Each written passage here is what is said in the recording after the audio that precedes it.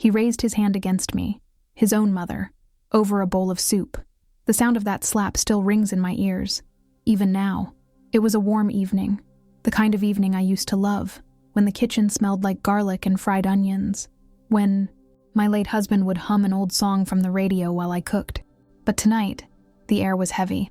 My hands trembled slightly as I stirred the pot, tasting the soup, adding a pinch of spice. Amir sat at the dining table, scrolling through his phone. He hadn't worked in months, ever since he lost his job. Still, he acted like a man burdened by the world, like everything and everyone owed him something. "Dinner's ready," I said softly, carrying the bowl to the table. He didn't even look up. "Took you long enough," he muttered. I bit my tongue. He'd been short-tempered lately, and I didn't want another argument. I placed the soup in front of him and sat down across the table, pretending not to notice how he rolled his eyes. He took one spoonful, then another, and suddenly, he slammed the spoon down so hard that the soup splashed across the table. "There's no salt!" he shouted, glaring at me. "You expect me to eat this garbage?" I froze. I must have forgotten," I said quietly. "I'll fix it." He stood up, pushing the chair back roughly. "You forget everything. You forget I'm the one stuck here, jobless, because you pushed me to take that stupid course. You forget I gave up my life for this house." My voice shook. "Amir, please lower your voice. The neighbors..." He stepped closer, his eyes sharp. "You still care what the neighbors think. You should care that your son is starving." "I'm trying," I whispered. "You know I'm trying." He laughed bitterly. "Trying? You live off Dad's pension and still act like you're doing me a favor." The words cut deeper than I could show. My husband's pension barely covered groceries, and Amir knew it. Still, I kept my head down, trying to calm him. "Amir, sit down. I'll fix the soup." But before I could move, his hand came down, sharp, hard, burning against my cheek. For a moment, the world stopped. The spoon fell from my hand and hit the floor with a dull clang. My vision blurred. The side of my face throbbed where he'd struck me. He looked at me.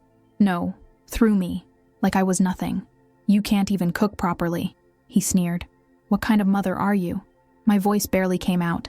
"The kind who still feeds you after everything."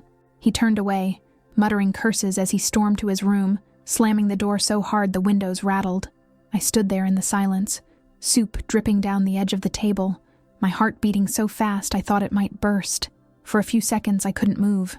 My body trembled, but not from pain, from disbelief. My son, my only son.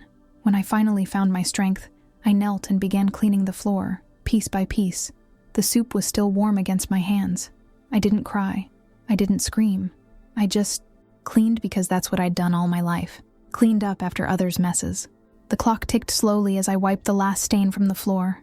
I set the bowl back on the table, half empty, and stared at it for a long moment. A small sound escaped me. A breath, maybe a sigh. Then I walked to the bathroom and looked at myself in the mirror. The reflection staring back didn't look like me. The bruise was already forming on my cheek, purple and swollen. My eyes, once soft, hopeful, looked hollow. For years I had forgiven his words, his moods, his temper. "He's young," I used to tell myself. "He'll change." But tonight, something inside me cracked. I raised my fingers and touched the bruise lightly. It stung, but not as much as the betrayal. I remembered holding him as a baby, how small his hands had been, how I used to kiss those hands goodnight. And now, those same hands had struck me. The pain wasn't just physical. It was something deeper, something that reached into the part of me that had always believed a mother's love could fix anything. But I was wrong. I straightened my shoulders, wiped my eyes, and took a deep breath. The mirror fogged slightly as I whispered to my reflection, "This won't happen again." Outside, I heard Amir's music blasting from his room. He was laughing over a phone call, carefree, as if nothing had happened. I walked back to the kitchen, turned off the stove, and sat at the table again. The soup had gone cold. I stared at it until the surface stopped trembling from my shaking hands. Something had changed in me that night, something that couldn't be undone. He didn't know it yet, but that one slap had ended the version of me he could control. And as I sat there, in the flickering kitchen light, I whispered to the silence, "You'll regret this, my son. Maybe not tonight, but soon." The bruise bloomed like a secret I couldn't hide. By morning, it had darkened, stretching down my cheek like spilled ink. I tied a scarf around my face before stepping outside. pretending it was to keep out the cold. But deep down, I knew I was hiding my shame. The streets were quiet except for the soft chatter of the women gathered near the grocery store. They lowered their voices when I passed, but whispers have a way of finding their way through fabric, no matter how tightly you wrap it around yourself. Poor woman, someone murmured. I heard Amir shouted so loud last night the neighbors across the street heard. Another voice cut in, hushed but sharp. He's just like his father was when he drank too much. I felt their eyes on me, pity mixed with judgment. My steps slowed near the store, but I kept my head down. Inside, I reached for a bag of rice with trembling hands, pretending to compare prices. Then, a familiar voice broke the silence. Mrs. Rahman. It was Yasmin, my next-door neighbor. She'd known Amir since he was a child, used to give him sweets when he played outside. Now she looked uneasy. I forced a small smile. Good morning, Yasmin. She hesitated, glancing around before leaning closer. Your son's been at the pawn shop again. The words sank in slowly, like stones sinking into deep water. Are you sure? I asked, my voice barely steady. Yasmin nodded. Same ring you used to wear, the gold one with the tiny emerald. I saw it with my own eyes. He looked desperate, arguing with the man about the price. My throat tightened. That ring wasn't just jewelry. It was my wedding ring, resized after my husband died. Thank you, Yasmin, I whispered, trying to sound calm. She gave me a sympathetic look. I didn't mean to meddle. I just thought you should know. I forced another smile, though my heart was beating fast. No, you did the right thing. When I stepped out of the store, the sunlight hit my face and I adjusted my scarf quickly, afraid someone might see the bruise, or the fear behind it. The walk home felt longer than usual. My mind replayed every time Amir had asked me for money, every time he'd said, "Don't worry, I'll handle it." Had he been lying all along? When I reached home, the house was silent. Amir was asleep on the couch, his phone still glowing beside him. Empty soda cans littered the table. He looked peaceful, almost like the boy he used to be. I stared at him for a long moment, torn between heartbreak and anger. Then I turned and went straight to my bedroom. I opened my jewelry box. The ring was gone, yes, but so were my gold bangles and my husband's old watch. My stomach turned cold. I pulled out a notebook from the drawer and began to write down what was missing. The ring, the bangles, the watch, and the date I'd last seen each one. I didn't know what I was doing exactly, but I felt the need to keep track, to understand. Later that day, when Amir woke up, I was sitting at the dining table, peeling potatoes. He stretched lazily and said, "What's for lunch?" "Just rice and lentils," I said quietly. He frowned. "You're not even trying anymore. You expect me to live like this?" I looked at him for a moment, then forced a small smile. "If you want better, maybe you should help out." He scoffed. "You think jobs fall from the sky?" I didn't answer. Silence was safer. After lunch, I watched him from the corner of my eye as he paced around the living room, muttering under his breath. His phone buzzed constantly. Every few minutes, he would glance at me to see if I was watching. That evening, when I tried to go out for a walk, he stopped me at the door. "Where are you going?" "Just to the shop," I said. "For what?" "We already have groceries. I wanted to get some bread." He crossed his arms. "You went this morning." My chest tightened. "Do I need your permission now?" He gave a half smile that didn't reach his eyes. "No, but you know how people talk. They'll start saying things about me if you wander around too much." I felt my blood run cold. People talk. That's what abusers say when they want control. I nodded quietly, stepping back inside. "You're right," I whispered, though my heart screamed otherwise. He walked away, satisfied, and I stood there staring at the locked door. That was the moment I knew. My son didn't just want help. He wanted power. That night, after he fell asleep, I checked my phone. Several messages were missing, and I realized he'd gone through it again. He'd deleted my conversations with my cousin, the one person I still talked to regularly. I felt trapped. But this time I didn't cry. I began writing again in my notebook. He checks my phone. He controls where I go. He lies about money. Each word steadied me, turned my fear into something sharper. Focus. The next day, Yasmin caught me outside hanging laundry. She lowered her voice and said, "Be careful, dear. He's been seen with some rough company lately." I frowned. "What do you mean?" She sighed. "The same boys who hang around the corner shop all day. One of them was arrested last month for dealing. Amir's been meeting them at night." My heart sank. "No, he wouldn't." "I wish I was wrong," she said softly. I watched her walk away, my mind spinning. My son, my sweet boy who used to bring me flowers from the garden, was walking a dark path I didn't understand. That night, I stayed up after he went out. I noticed how he dressed, hood up, hands in pockets, always looking over his shoulder. When he returned near midnight, I pretended to sleep, but his whispers on the phone were clear. "I'll get the money soon. She has some things left. Don't worry." I felt my stomach twist. He meant me. When he finally fell asleep, I slipped out of bed and tiptoed toward his room. The door creaked softly and I froze, listening to his steady breathing before pushing it open. His room smelled of cigarette smoke and cheap cologne. On the table were scattered papers, an empty wallet, and some receipts. I opened a drawer carefully, my hands trembling. Inside, between wrinkled shirts, I found an envelope with my name on it. I pulled it out and unfolded the letter. It wasn't from Amir. It was addressed to him. The words made my knees weak. Final notice, immediate repayment required. Total amount due, $18,000. Failure to comply will result in property seizure. My breath caught. Property seizure, my house, my home. I clutched the letter against my chest, feeling the room spin around me. The truth I'd been trying not to see was now clear as daylight. My son wasn't just angry.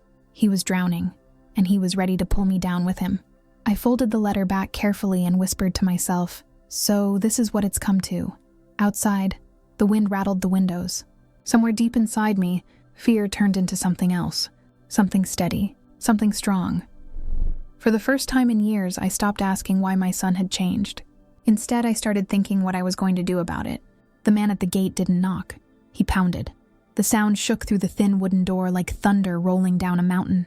For a moment, I thought it was Amir, coming home in one of his moods. But when I peeked through the curtain, it wasn't him. A stranger stood there in the rain, his soaked jacket clinging to his shoulders, a folder pressed under his arm like it was worth more than his life. His eyes were sharp, scanning the house as though measuring what could be sold. I hesitated before opening the door. "Yes?"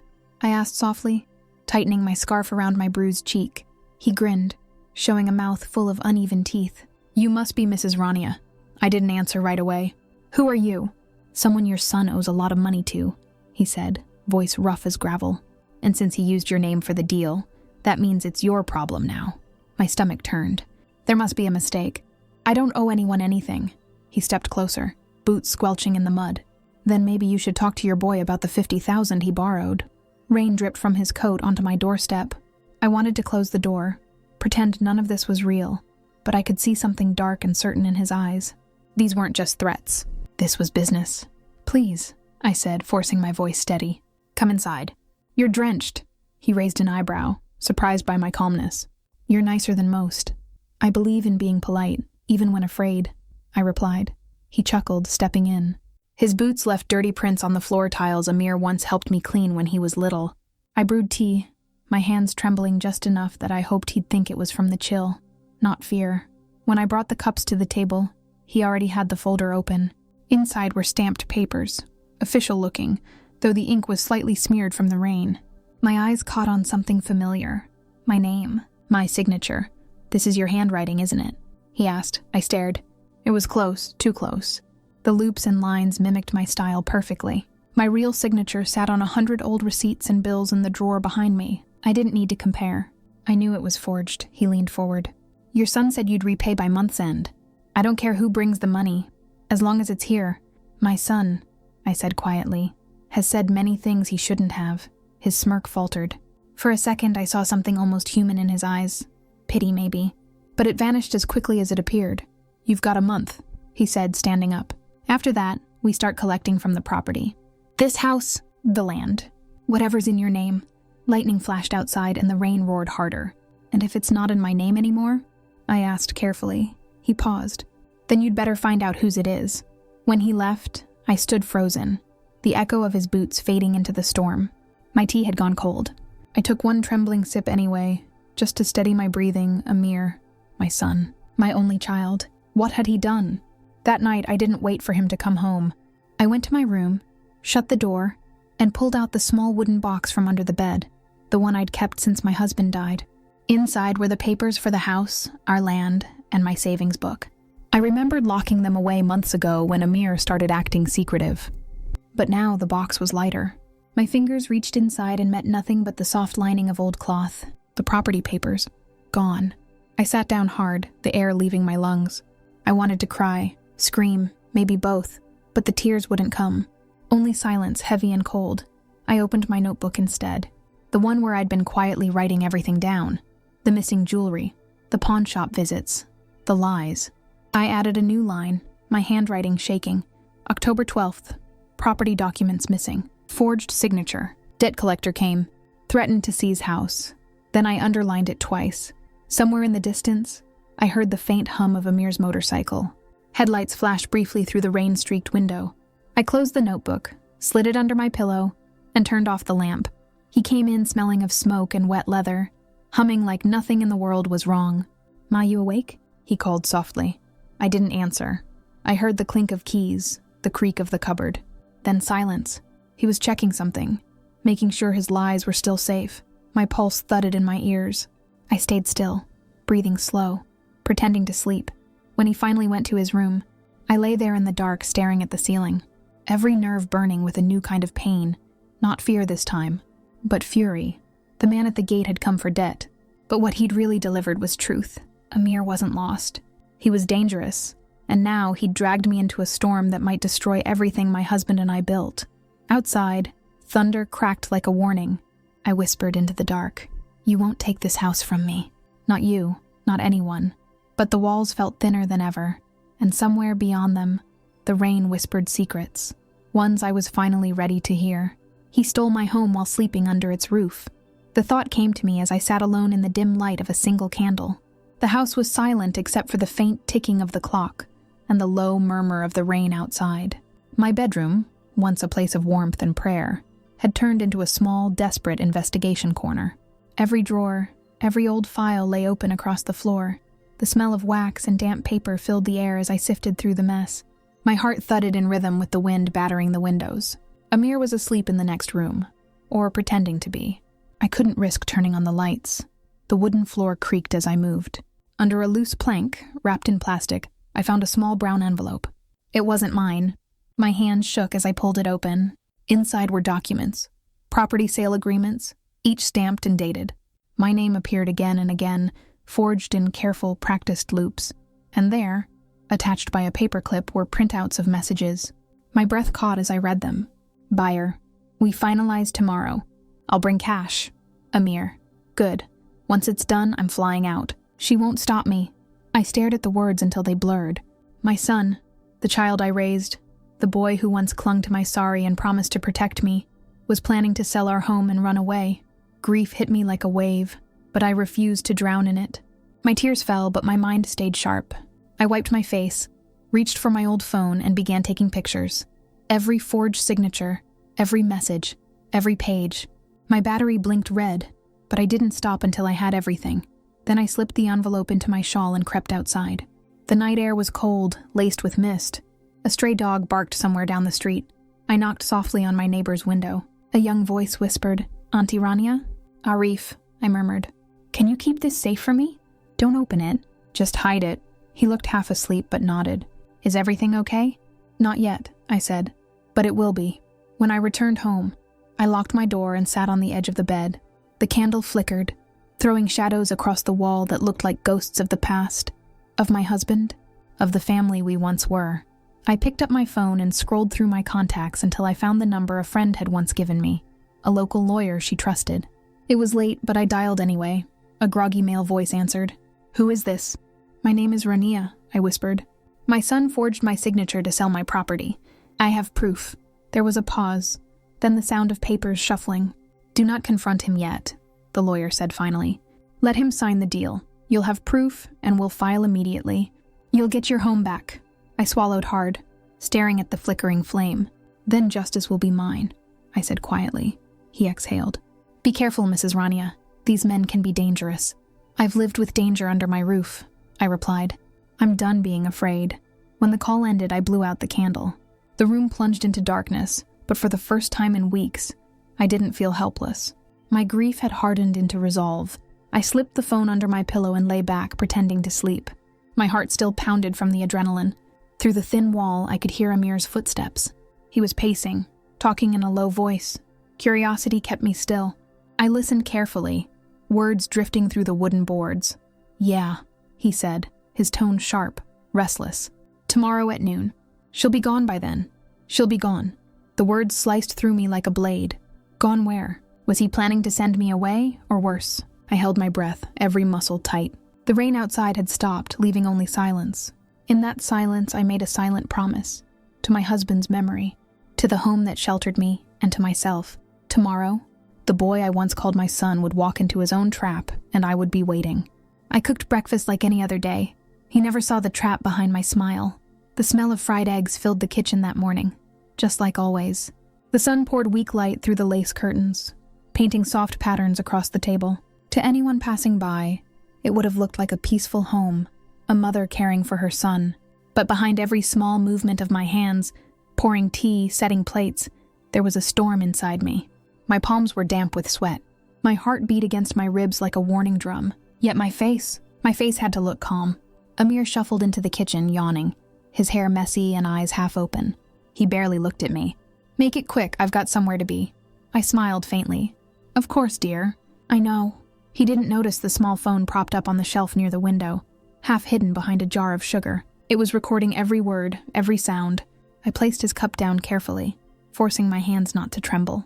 The smell of his cologne mixed with the scent of burnt toast made my stomach twist. As he ate, his phone buzzed. He grabbed it, grinning as he spoke. "Yeah, today's the day," he said to someone on the other end. "I'll get the money, sign the papers, and that's it. She'll be out of my life for good." He laughed, a cruel, thoughtless laugh that scraped against my chest. I turned to the sink so he wouldn't see my face.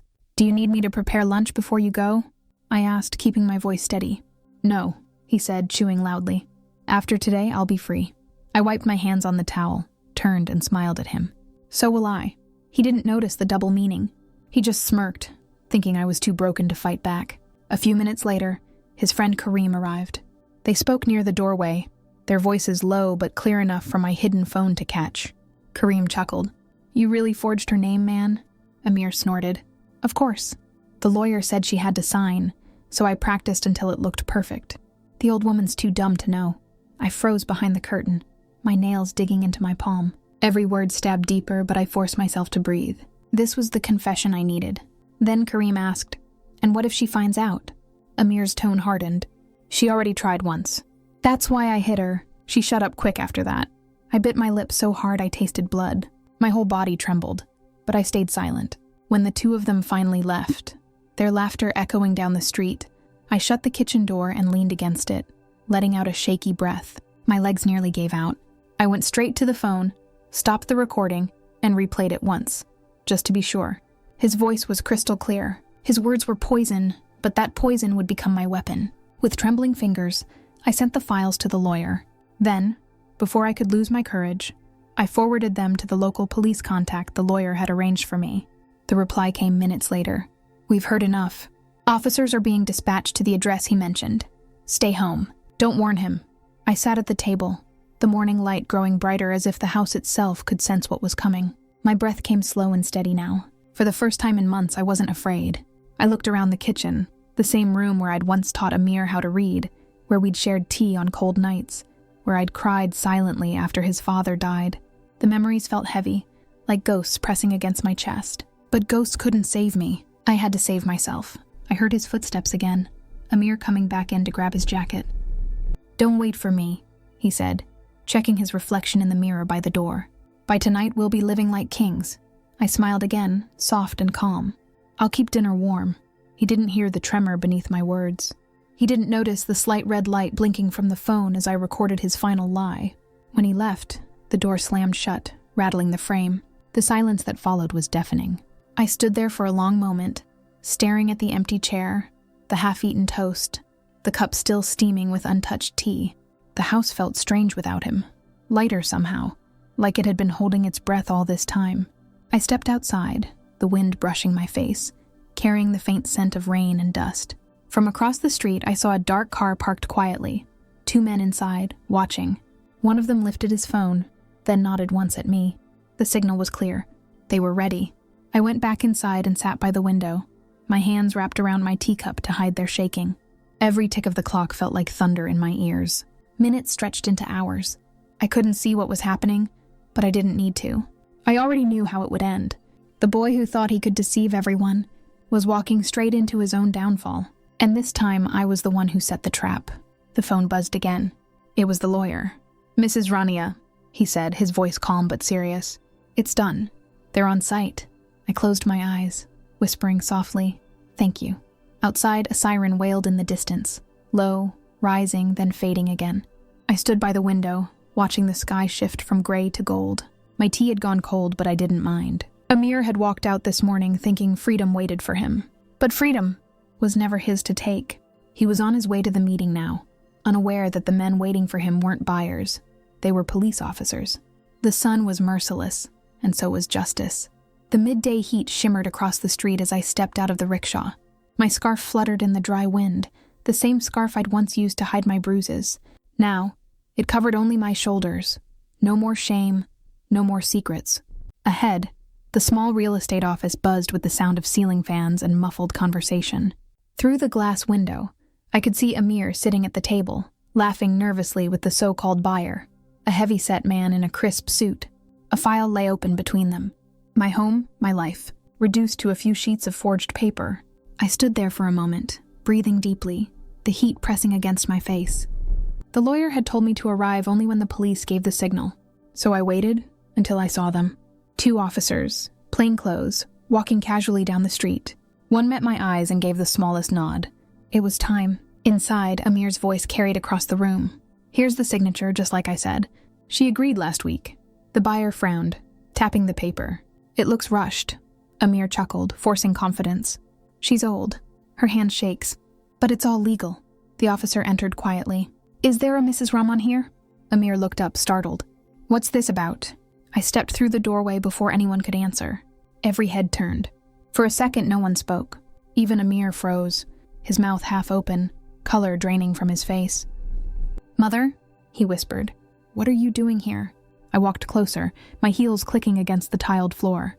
"Making sure you don't sell what doesn't belong to you." He stood abruptly, his chair scraping back. "You don't understand. I was fixing everything for us." "For us?" I repeated, my voice calm but sharp as glass. "You forged my name, stole my papers, and raised your hand against me." "That's not fixing, Amir. That's destroying." The officer stepped forward, holding the document. "Mrs. Rahman, this your signature?" I looked at the shaky scrawl, the imitation of my name. My fingers brushed the page, steady and sure. "No," I said quietly, then lifted my chin. "But the bruises are mine." The buyer exhaled sharply, pushing back from the table. "You told me your mother approved this sale. You said she was bedridden." Amir's voice cracked. "Wait, please, she's lying. She's trying to ruin me." I turned to him, my gaze unwavering. "You ruined yourself when you forgot who I was. When you stopped calling me mother and started seeing me as a wallet." He lunged forward, but the officer's hand clamped onto his arm. "That's enough," the officer said sternly. "You're under arrest for fraud, assault, and forgery." Amir struggled, his voice rising. "No, you can't do this to me. You're my mother. Tell them you don't want this." For a heartbeat, I almost saw the little boy he once was. The child who clung to my sari when thunder scared him, who cried when he broke his first toy. But that boy was gone. The man standing before me had buried him long ago. I took a slow step closer, my words low but steady. "I wanted you to learn respect, Amir, but you chose greed instead." His eyes darted wildly. "You'll regret this. You'll die alone." I smiled faintly, though my chest ached. Better alone than in the shadow of a son who forgot his soul. The officers tightened their grip and led him toward the door. The buyer muttered under his breath, shaking his head. The office grew silent, save for the hum of the fan above us. As Amir was pushed outside, he turned one last time, shouting, "You destroyed your own son!" I met his gaze, my voice a whisper that carried like a blade through the air. "No, Amir, you destroyed yourself." The door shut behind them. The sound echoed through the room like a final punctuation mark. The end of years of pain, silence, and fear. The lawyer stepped up beside me. "You did well, Mrs. Rahman. It's over now." I exhaled slowly, my body trembling with release. "No," I said softly. "It's just beginning." He frowned. "Beginning?" I nodded, looking at the papers still spread across the table. The beginning of my peace. Outside, the afternoon sun poured through the glass, bright and unforgiving. But I didn't shield my eyes. I walked out of that office with my head held high, each step lighter than the one before. Neighbors would talk. They always did. But this time, they'd speak of a woman who didn't bow to shame, a mother who stood tall when her own blood tried to break her. As I reached the street, I stopped for a moment, letting the sunlight warm my face. My reflection in the glass door caught my eye. Older, yes, but unbroken. Justice had come at noon. Harsh, blazing, merciless, just like the sun. And for the first time in a long while, it felt good to stand in its light. The silence can be peaceful, or haunting. The afternoon sun spilled through the sheer curtains, dust dancing in its light. For weeks, the house had stood still. Like it, too, was holding its breath after everything that had happened. The echoes of shouting, the shattering of trust, the night of police sirens, all had faded. What remained was silence. Not empty, not cold. Just silent. She turned the key in the lock slowly. The click sounded louder than it should have. Inside, the air carried faint traces of spices, old wood, and memories. The same living room where she once sat trembling, where lies and love had collided, now looked smaller somehow, tamed, like a beast finally laid to rest. She stepped in barefoot. The tiles were cool against her skin, grounding her. Every step she took felt deliberate, a quiet reclaiming of her space, of herself. The living room still had Amir's old armchair by the corner, the one he used to occupy with arrogance and control. She stared at it for a long time. Then, with calm hands, she began pulling it away. The scraping sound against the floor was steady, almost rhythmic. Later that day, a small truck stopped in front of the house. The driver hopped out, nodding politely as she pointed to a pile near the gate. Amir's clothes, his books, his watch, the old perfume bottle he thought made him irresistible. "All of this goes," she said simply. The man hesitated. "Are you sure, ma'am?" "Yes," she replied. "They belong to a chapter that's closed." When the truck drove off, she stood watching the dust rise behind it. She didn't feel loss. She felt lighter. Inside, she went room to room, wiping, fixing, reclaiming. She repaired the broken leg of the dining chair, hung back the curtains, and cleaned the picture frames. Her late husband's photograph lay face down on a shelf, glass cracked from a past argument. She lifted it carefully, removed the shattered glass, and replaced it with a clean pane. When she set it upright again, she whispered softly, "We're home again." That evening, the kitchen came alive for the first time in months. The soft sound of chopping onions, the bubbling of lentils. It was her kind of music. She looked around and smiled faintly. The same kitchen that had once been a battlefield of words now felt like a safe place again. The next morning, her neighbor, Mrs. Khan, knocked on the door. "Auntie, the children in our lane miss your food. You should teach them. You always had a gift." She laughed quietly, not out of joy, but out of rediscovery. "Teach them? Me? Who better?" Mrs. Khan grinned. "You can turn anything into something beautiful." And so she did. By the weekend, 6 children were sitting cross-legged on her veranda, giggling as they learned how to roll dough and fry bread without burning it. She watched them with a motherly pride, feeling warmth spread through her chest. "Add a pinch of salt, not too much," she said gently. "Life's the same. Too much bitterness and you can't taste the good." The children laughed, nodding. She smiled, realizing she was no longer teaching recipes. She was teaching survival. One of the boys looked up at her and said, "Auntie, you're strong." She paused, looked at him tenderly, and replied, "No, I just remembered my worth." The boy blinked, perhaps too young to understand, but she could see in his eyes that one day he would. As days turned into weeks, her home began to hum again. The sound of laughter, the smell of food, the faint rustle of the curtains in the afternoon breeze. But when night came, silence still returned, soft, persistent, sometimes peaceful, sometimes haunting. There were moments when she sat by the window, staring at the empty chair opposite her. In those moments, the memories crept in, of Amir's betrayal, of her son's confused face, of the sting of humiliation that had once consumed her. She didn't push those memories away anymore. She let them come. Then she let them go. The house, once a prison, had become a sanctuary. One quiet afternoon, as she watered the small jasmine plant by the porch, the postman arrived. "A letter for you, Mrs. Rahman," he said, handing her a yellowed envelope. Her hands froze for a moment. The handwriting was unmistakable, bold, confident. Amir's. She turned it over slowly. No return address, only the word from prison stamped in the corner. Her heart didn't race. Her fingers didn't tremble. She simply held the letter, feeling its weight. Inside, the children's laughter continued as they played outside her gate. The world was still moving, still bright. She looked at the envelope one last time and whispered to herself, "Not yet." She placed it on the table beside her husband's restored photo and walked back into the light-filled kitchen. The smell of fresh bread filled the air, wrapping around her like comfort. The house was no longer empty. It was alive with healing, with lessons, with hope. But on the table, that single unopened letter waited, its silence louder than ever. His handwriting trembled more than mine did that night. The evening light was fading, dripping across the window pane like melted amber. She sat by the window with the envelope in her hands, the same one she had left untouched for days. Outside, the children's laughter had quieted, replaced by the gentle hum of the crickets. The world was slowing down, urging her to open it, to finish what had begun long ago. Her fingers traced the familiar strokes of his name, Amir Rahman. Her son, her mistake, her heartache. She finally tore the envelope open. The sound was soft but heavy, like the tearing of old wounds. Inside, a single sheet of paper, folded neatly, the way he used to fold his school notes before handing them to her with that boyish grin. She took a deep breath and began to read. Ami, if you're reading this, I know you must hate me still, and maybe you should. I hated myself too. Every night in this cell, I see your face the day they took me away. Not angry, just broken. That image doesn't let me sleep. Her eyes lingered on the words. The ink had bled in a few places. Tears, maybe his. You were right about everything. I became the man Abba would have despised. I let greed and weakness destroy our home. But in this place, where everything is stripped away, I found something I'd lost. Shame. And strangely, peace. She paused. Her fingers tightened around the paper. Shame and peace. Two words that had taken her years to balance. I don't ask for your pity, Ami. I don't deserve your prayers. I only ask for one thing, forgiveness. Not freedom, just forgiveness. So I can live what's left of my life without hating myself for what I did to you. Her throat ached. The words blurred before her eyes. She blinked slowly, setting the letter down. The room felt colder now. Or maybe it was just her body finally releasing what she had held in for too long. She looked up at the picture of her late husband on the shelf. He says he's sorry, she whispered softly. Can people really change when it's too late? The silence offered no answer, but her heart did. Forgiveness wasn't about undoing the past.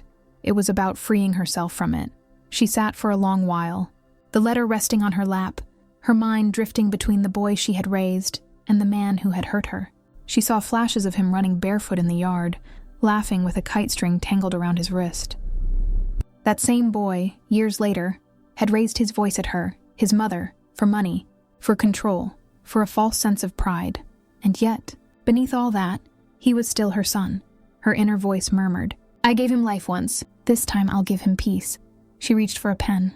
A clean sheet of paper waited on the table. She hesitated for a moment, then began to write in slow, deliberate strokes. Amir, I read your letter. I cried, not because of pain, but because I finally heard your voice without lies. I forgive you, but forgiveness doesn't erase the truth. What you did changed us all, but so did your remorse. I pray that your heart stays honest now, even if your days remain confined. I can't visit you yet. I'm still healing. But know this, I have stopped hating you. That's enough for now. She paused, reading it over. It wasn't long. It wasn't poetic, but it was real. She folded it carefully, placed it in an envelope, and sealed it with steady hands. The next morning, she walked to the post box near the old banyan tree. The sky was still tinted gold, and the air smelled faintly of rain. She slipped the letter inside, hearing the faint metallic echo as it fell. It was done. No ceremonies, no tears, just quiet closure. On her way back, she stopped at the small tea stall she used to pass by every day but never entered. The shopkeeper smiled. Good morning, Auntie. Tea? She nodded. Yes, and make it strong. As she sipped, she realized how simple peace could taste. Bitter at first, but soothing when you let it settle. When she reached home, she unlocked the gate, stepped inside, and paused.